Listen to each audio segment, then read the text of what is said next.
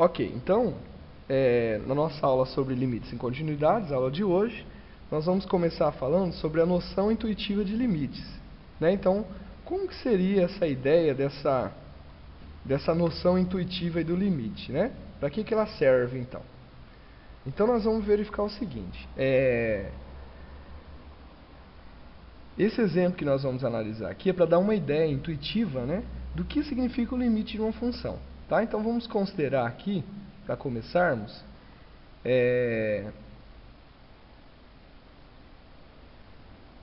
a função, né, a sucessão de números, 1, 1 meio, 1 terço, 1 quarto, né, 1 sobre n. Então, nós podemos dizer de forma genérica, né, que o termo geral dessa sequência é 1 sobre n. Né? E esse n é um número natural não nulo, isto é, ele pertence ao conjunto n asterisco, né, que seriam os números naturais não nulos. Então, quer dizer, nunca nós vamos colocar uma divisão por zero nessa nossa sucessão aí, tá bom? Muito bem, então se a gente for fazendo as contas, a gente vai perceber o seguinte, que o primeiro termo da sucessão, ele seria 1. Depois 1 meio, 0,33, 3 pontinhos, 0,25, 1 quinto, né, que dá 0,2, e assim por diante. Tipo 1 sobre 1000, que é 0,001, tá? Então a gente percebe o seguinte, que quanto maior o valor de n, menor será o valor da fração. Né? Então a fração 1 sobre n, ela vai ter um valor menor à medida que eu aumento o n. No entanto, por mais que nós aumentamos esse valor de n, nunca nós vamos ter 1 sobre n valendo zero. Né? Na verdade, isso é mais apropriado dizer, né, quando n tende ao infinito, o valor da divisão tende a zero, só que ele nunca vai ser zero. Tá? Então, uma forma de representar isso daí é o limite de 1 sobre n, quando n tende a infinito, é igual a zero. Tá? A leitura diz, o limite da fração sobre n, quando n tende a infinito, é igual a zero. Ok? Então, essa é uma ideia, né, que nos ajuda a entender um pouquinho sobre os limites. Mas vamos aprofundar esse assunto. Então, aqui nós temos algumas interpretações do limites de forma geométrica. Tá? Então, na forma de gráfico. Então, o que acontece? Aqui a pergunta é a seguinte. O limite da função x mais 1 quando x tende a 2. Tá? Então, quer dizer, à medida que o x tende a 2, a gente pode observar aqui uma situação aqui, ó. Deixa eu colocar de outra cor aqui, ó. Então, imagina que o x está tendendo, tá? O x ele está tendendo a 2.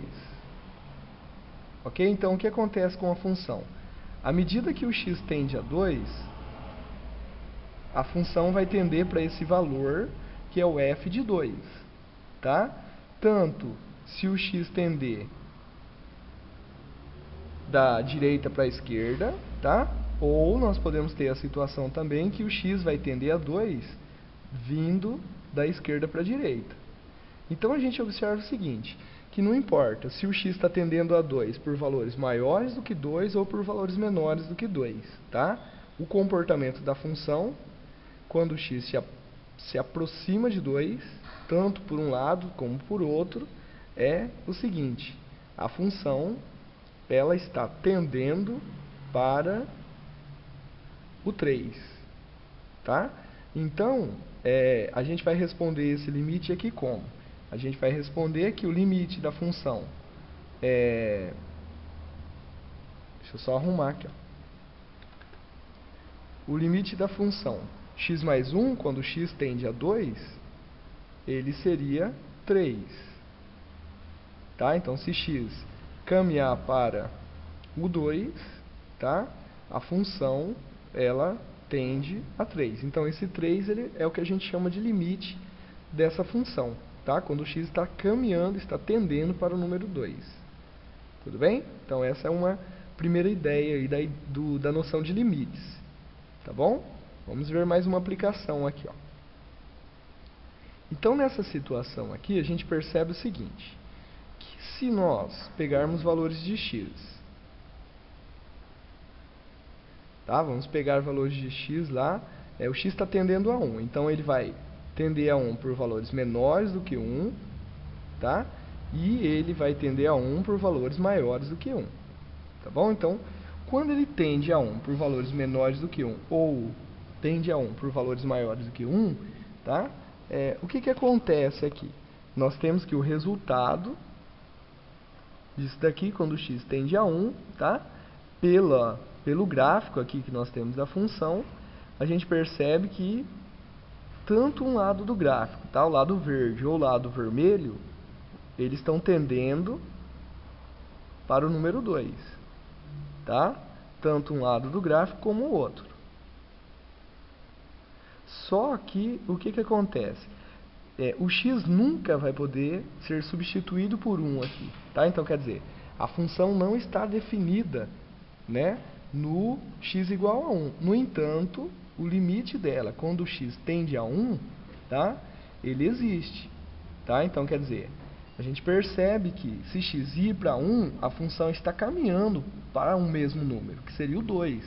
Então, o limite da função x² menos 1 sobre x menos 1 seria o número 2, tá bom? Por que disso? Se a gente lembrar da fatoração, nós temos que x² menos 1 sobre x menos 1, isso aqui pode ser escrito como fatorando x menos 1 vezes x mais 1 sobre x menos 1. Bom, com isso, o que a gente pode fazer? Nós podemos simplificar essa função. Simplificando isso daqui, nós vamos ter que essa função ela pode ser escrita como x mais 1, ok? Então, dizer que o limite dela, quando x tende a 1, dizer que eu estou calculando o limite disso daqui, é a mesma coisa de dizer que eu estou calculando o limite de x mais 1. E como é que eu calculo isso? Né? Usando o símbolo de limite. Então, isso seria 1 mais 1. Eu substituo o valor do 1, tá, no lugar do x. E aí eu calculei. Então, isso daqui é o limite. Tudo bem, pessoal? Alguma pergunta?